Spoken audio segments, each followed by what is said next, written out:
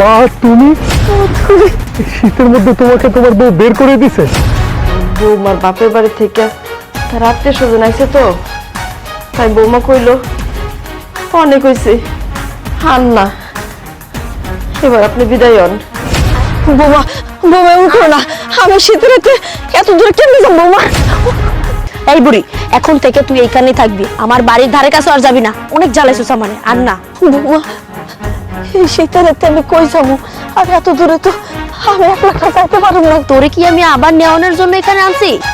আমি তাহলে কই থাকুন বৌমা? তুই এখানে পয়রা থাক, তুই এখানে পয়সা মর। বুড়ি, তোরা যেন আমার বাড়ির ধারে কাছেও না দেখি, তুই আর কোনোদিনও এখান থেকে ফিরা যাইতে পারবি না।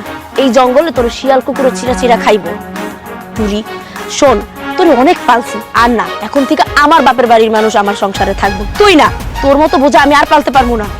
এমন করো না বৌমা, আল্লাহ শুনব না। এই একদম জ্ঞান দিবি না, বোঝা একটা।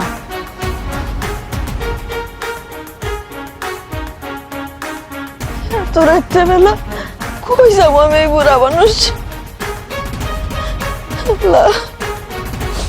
শীতের রাত এনে একলা একলা থাকুক। মাগো ও আল্লাহ, আল্লাহ রহম করো ও আল্লাহ।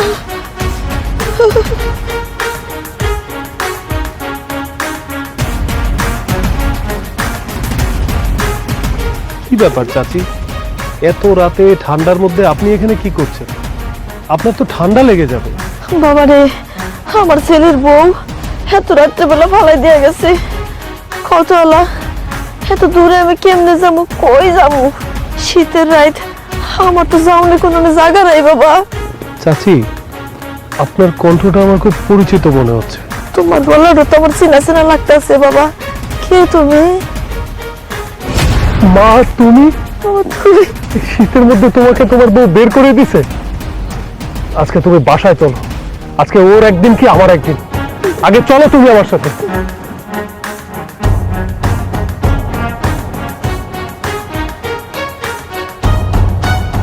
হ্যাঁ আব্বু, তুমি আসলো না কেন? তোমার কাজ আজীবনই থাকবে। আরে মার সাথে চলে আসলেই পারতে। রাখো রাখো।